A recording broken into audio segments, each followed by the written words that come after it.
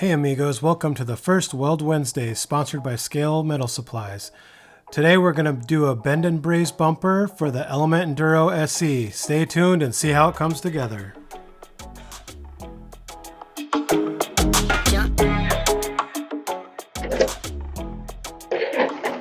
So to remove the front bumper, what you got to do is you got to remove those two, actually the underside, these two screws, and then it will slide right out.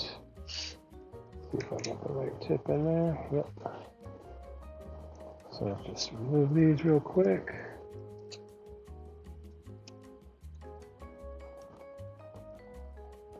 And then secondly, we're going to install the Scale Metal Supplies bumper mount tabs, the universal bumper mount tab.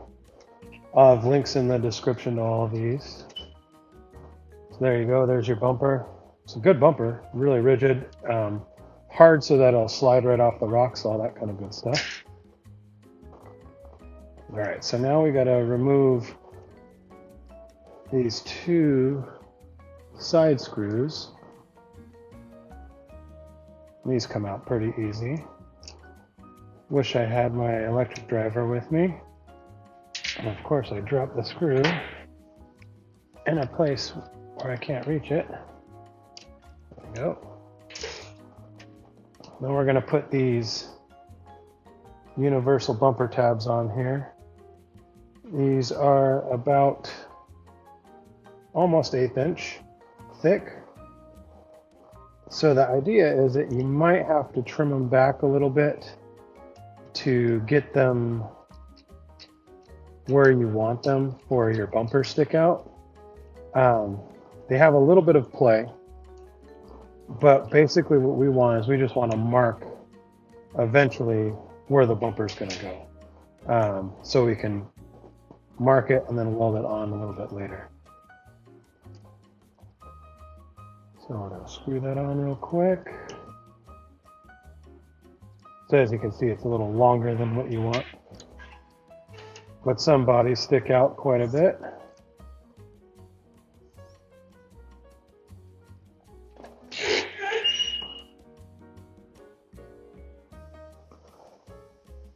So now you can see here that we got the bumper tab mounted up, and it sticks out a little bit. So this is going to be approximately this deep. As deep as that top pan. So it's going to be pretty close. I mean, we might not need to trim it back at all. So I'll probably start with it there at first. Now, before we bend this up, we're going to make some marks and drill some holes so that we can mount some lights in here eventually. So let's do that real quick. So I'm a fine tip Sharpie type guy, so let's measure this out here. So you're about, what is that? You're about 3/4 of an inch. So I want about half of that or so. So let's see what 3/8 looks like. And that should put the center of the hole right in the center of that plane. Yep, looks good. So now I'm going to try to figure out where I want it along here. But first I know about where center is going to be. So I'm going to draw a line. And I'm only going to put one LED on either side of this. Okay, so I got my line there. Now what I'm going to do is I'm going to measure, and it's 4 3/4. So half of that is 2 3/8. And half of 2 3/8 is about 1 inch. And they're almost 3/16. So I'm going to take this straight edge with the 16th side Put that down here. And we're just going to call it 1 1/8 just for everyone playing at home. So 1 1/8 there. It's not quite center. Must have did my math wrong. Well, maybe this is off center. So that looks pretty good. So before we drill the hole, what I like to do is I like to take a center punch, put it right there, and pop that in. Now we have a good spot for where we're going to drill that hole. So I could drill it by hand, or I could take it to the drill press. I'm probably just going to drill it by hand since I have this nice table here. I'll just pop the holes through here, and let me get it all set up. So the idea is I'm going to use these little recessed clips for 5mm LEDs. Plop them in there so I have some rock lights or some fog lights. So here we go. Big thing to do is make sure that what you're drilling is clamped down. You want to find the tip of the drill bit, find the little hole, the center punch. Now you can use oil, but if you're going to weld this, you're not going to want any oil there. So I decided not to.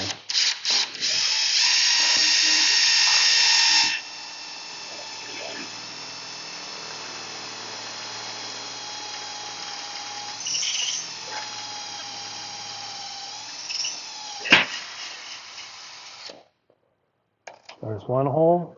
Let's set it up for the next one.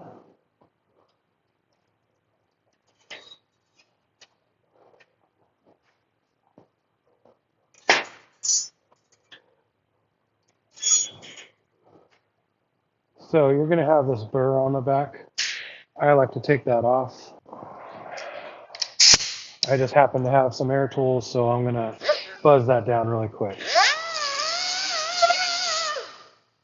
One thing to remember, always wear your safety glasses. My glasses are actually rated for safety glasses, so I'm 100% covered. And whenever I'm using a grinder or anything like that, I always wear a shield. I've seen too many times one of those cutoff wheels or anything like that blow apart. So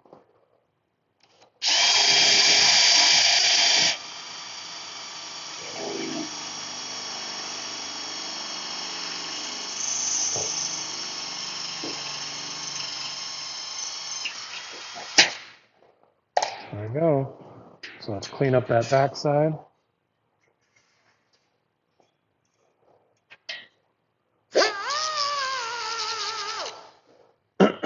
Now I know that this hole's slightly undersized for that plastic grommet I had. If only I remember where I put it. There it is. I know it's slightly undersized, so once I'm all done welded up, I'm going to go and bump out the hole just a little bit with a step bit. So let's bend this thing up before we weld it up. Basically, all you need to bend this up are some good pliers. I like to use some wide ones. There's a lot of different things you can call these, but I'm not going to go through all the names. Needle nose pliers. These are nice for the small detail. Now, here's a tip for this. So when you go to bend this, don't bend it all the way to where you need it to go the first time, because you'll see that you'll want to have a little bit of give there. You can also use a vise to bend it, but you'll find that you can only get to a certain point before you can't bend over the vise and have clearance for it. So sometimes it also helps if you use 2 sets of pliers to bend it. That way it will be a little easier on your hands. So you can see I'm not at a full 90 there, but I'm going to get pretty close. And then I'm going to take this bottom one and do the same thing. and get kind of close. And you want to work close to that seam and try to just take your time doing it, because if you go too much, what happens is you might go too far and you'll put too much stress on the metal. So I'm about almost 90 there. So I'm going to leave it about that because I'm going to tap it down with a hammer to flatten out some of this spot. You'll see what I'm talking about. Okay, so here's where it gets kind of interesting. So you can work inside out or outside in. I'll probably work inside out just to get it kind of close, and I'll get it, you can see how I'm kind of close on that edge there. And then bend this one slightly, kind of close there. And then this one's almost a 90. So I'm going to go almost, but not quite. There we go. So now you see it's kind of starting to shape up a little bit. This is one that you could use your needle nose for, and it might help you out a little bit.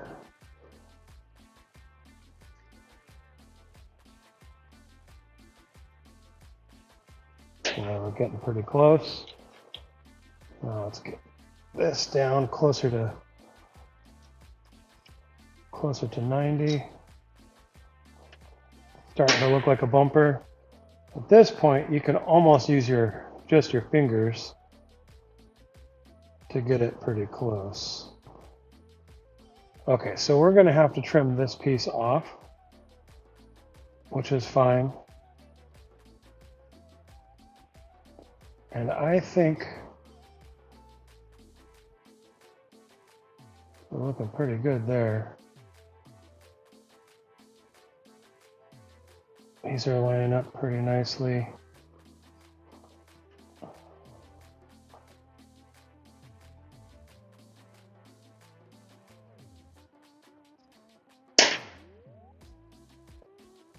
So you can see how that's lining up real good. I'll clamp that down before I tack it in place. This one's getting pretty close.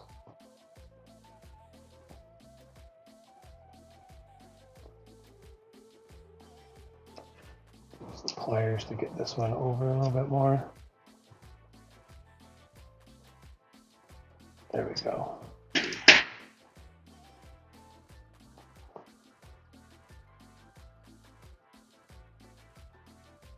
So I think I might have messed up, because I think this is probably not supposed to have such an acute angle, because that's starting to look a little bit better. Let's see what it looks like on the front of the truck.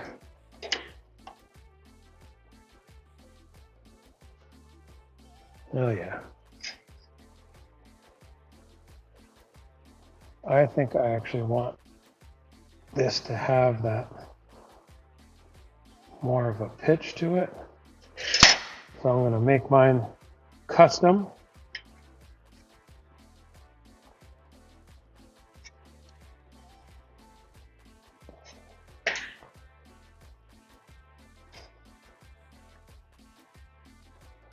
That's a nice little tuck.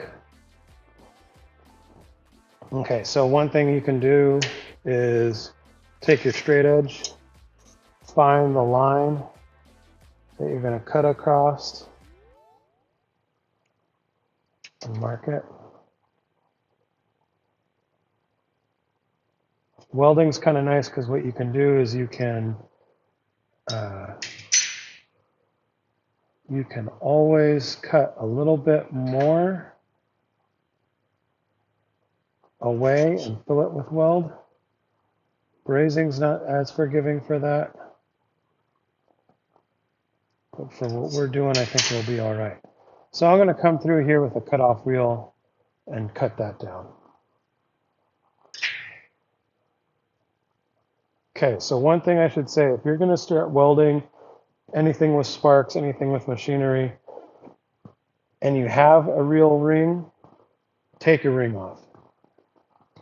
I've heard stories of people getting slag inside their ring and they have to pull it off and it cuts their finger up, or just get caught. I have a tungsten carbide ring, so that'll get caught and just pull my finger with it.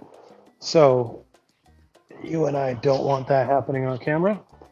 The other thing is, whenever you start doing cutoff wheel stuff, always wear a face shield.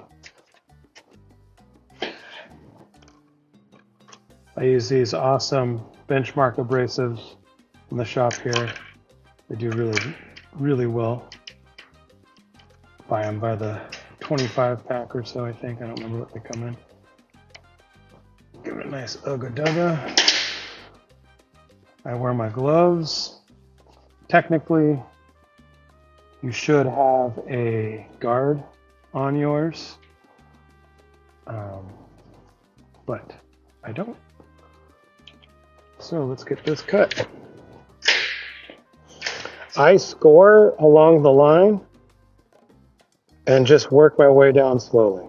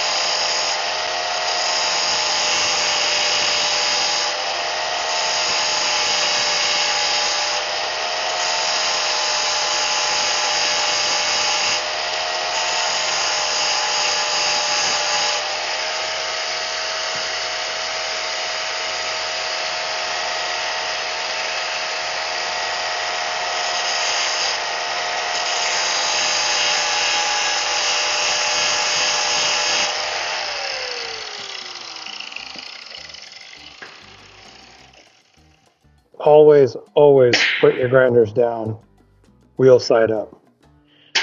Never want that thing taken off on you. Okay, so this isn't the cleanest way to do it, but sometimes it's the easiest way. So what I do is I get it close, especially if I'm cutting on a part that I'm already getting close to working with. And I'm going to score it and basically break it off. There we go. Now watch out for those. Those will fillet your finger like no other. So I pull that off. I'm going to grind that one down. But now we have it like this. I think I got to pull that out a little bit so I can grind that down.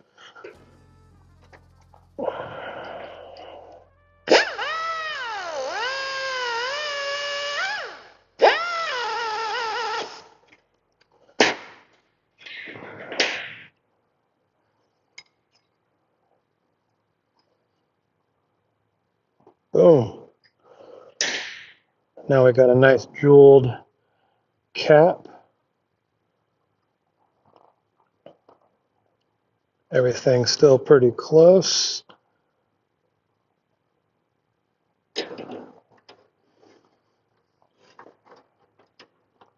Now we're talking.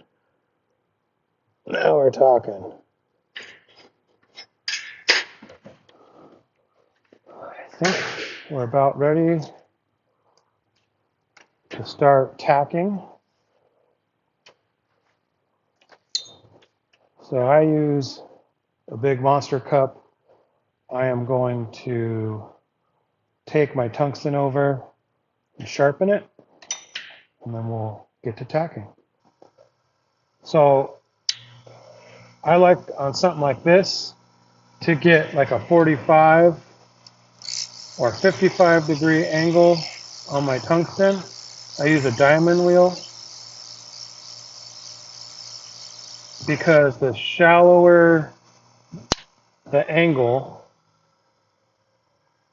the less penetration you're getting, and we're going to be using low temp silicon bronze on our TIG. So I don't need to be getting really deep on heat with that.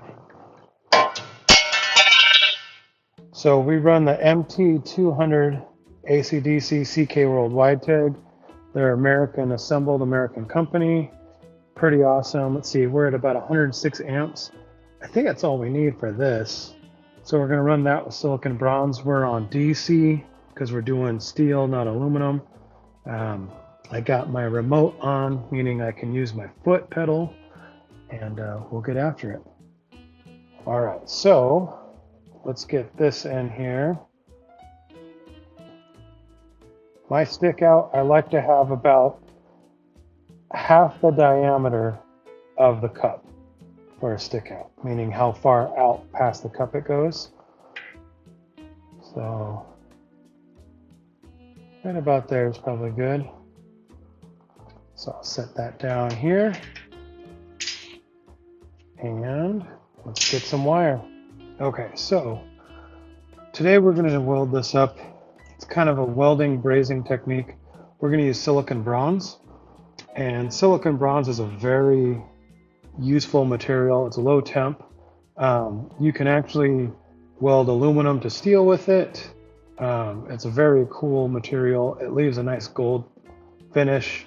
It's easy to sand down. So what we're going to do is we're just going to hop around and tack a couple places, get it where we want it, and then we're going to go ahead and fill in the seam, fill in the bead there. So I like to wear my gloves while I do this. These are my clean-ish gloves from a company called Garbage Weld Kids. Pretty sweet. I do a lot of TIG welding, so these help out quite a bit. There's a couple different ways you can hold your TIG torch. I like to hold it like this a lot of the times on this detail stuff. So what we're going to do is I'm going to get my hood on.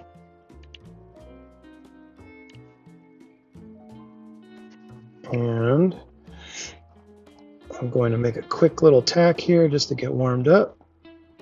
Push the pedal, get the gas going, and get it to heat up a little bit. And then I'm going to pop my silicon bronze in there. Just like that. Let's try it over here.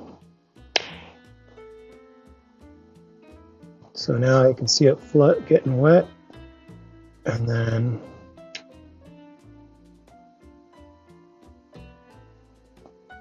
I put too big of a drop on there. Silicon bronze is nice because it follows the heat. So you can flatten it out pretty good. That looks huge, but it'll sand out real easy. So what I did is I dabbed too late.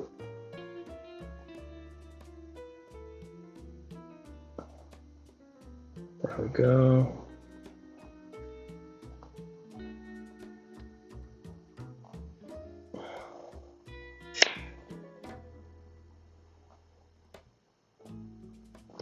The other problem I'm fighting here is that I'm going with way too big of a welding rod for this. I'm using 332 when I should be using 16th.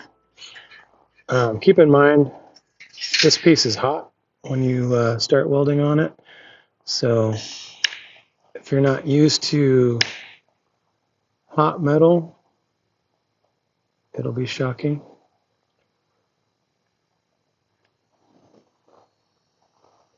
Okay.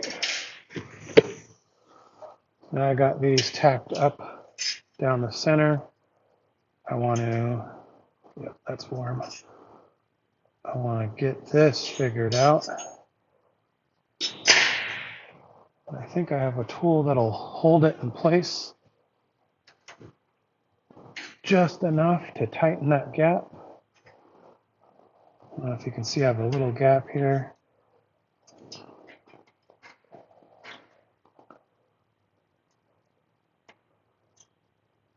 I think it's going to be all right.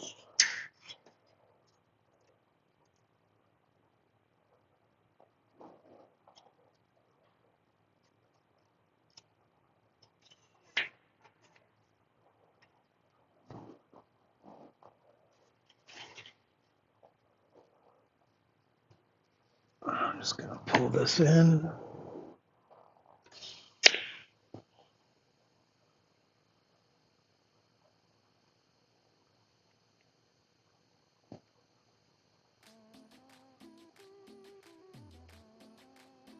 Just like that.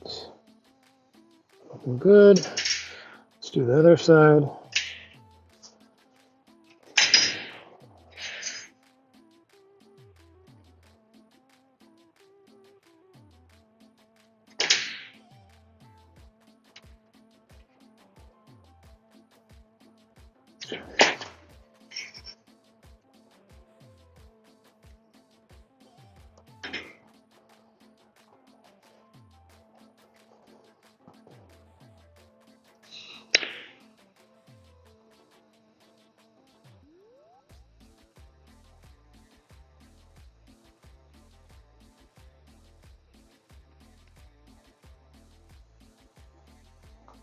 There we go.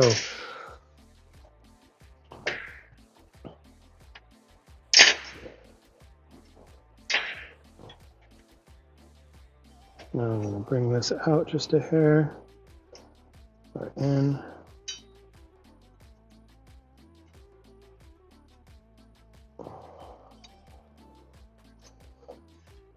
I'm going to pop a little tack in there.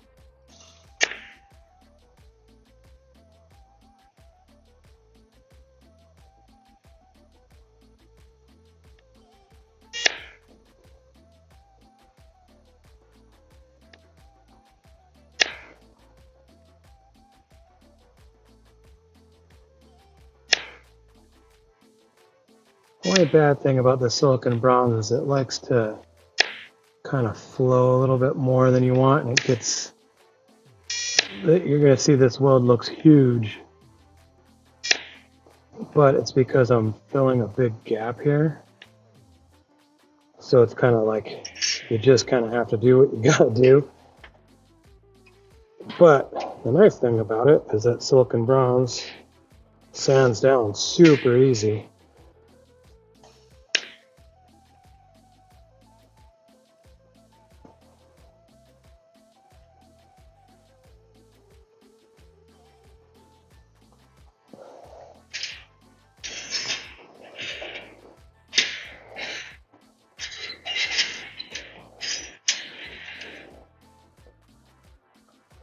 Like actually easy enough that you could probably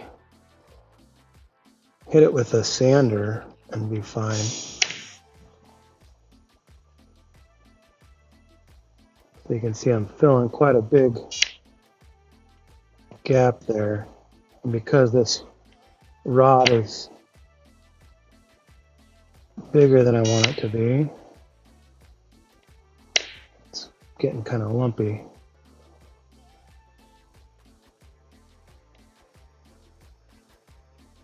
There we go. Okay. All right, let's grind this down real quick so I can show you how easy it is.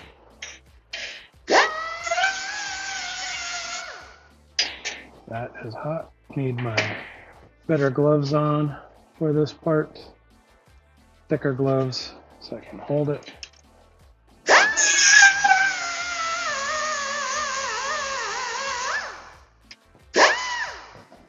Still too hot. There.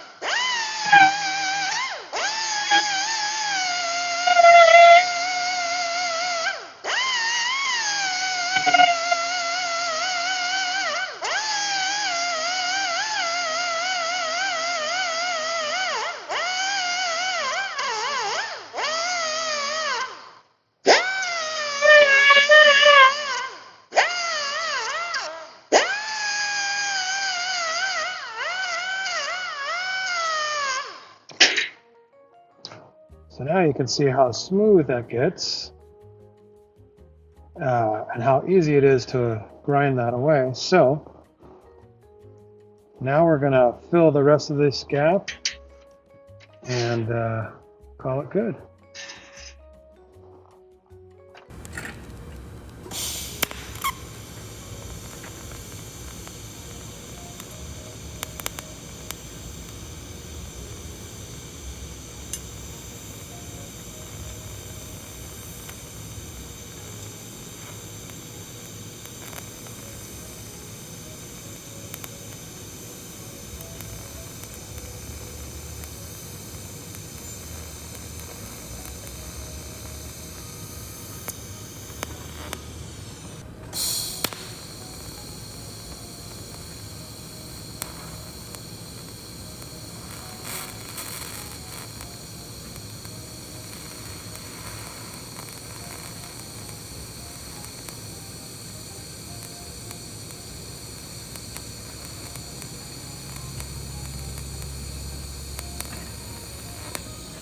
All right, so to get this bumper to fit back further,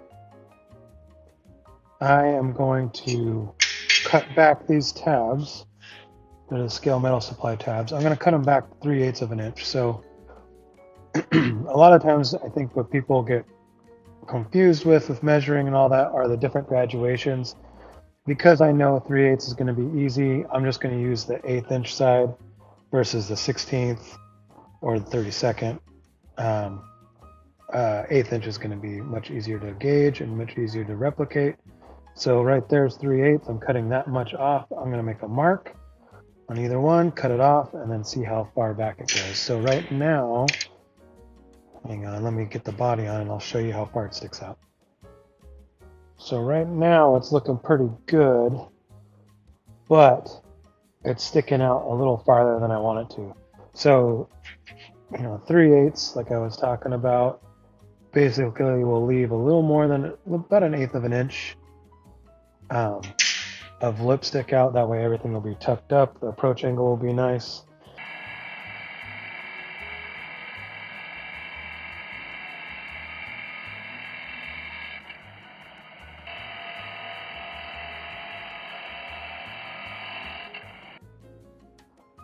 So I cut it back so it scoots back a little bit, but I think it might be too much, but that's okay because then I can slide it out, because now it goes back and it's just a little too far back. I don't like how this corner doesn't catch.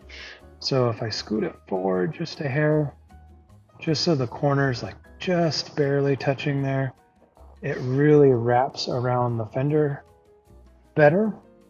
And it kind of gives a little bit of a lip for if I do a molded grill. But it sure looks good. And we have, the body isn't pinned down yet, so it's not perfectly level, but it's got all the clearance we need. It's got the provisions for the light buckets in there.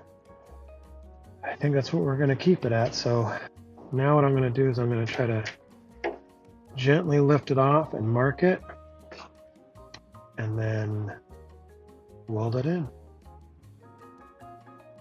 So what I did here is I just did a couple little baby tacks. I use stainless for this just to make it a little easier. Now I can unbolt it, pull it off, and do a little bit better of a finish weld on there. But it really isn't going to need much more than that to hold it on. So I think we're good to go. Oh, let's put the body on. Hopefully I don't melt it, but let's see what that looks like. There we go. Bumper's on. Oh, little tip. So if you have solid rod, make this little tripod, and if you're welding on a grounded table, if you want to weld on the truck, this completes the ground to there, and then you can weld however you want to. Big shout out to Scale Metal Supplies for sending out this bend and braze bumper. It was a blast to work on and totally custom. If you like this kind of content, leave a comment, like, sub, share, all that kind of good stuff. Until next time, amigos, keep burning it.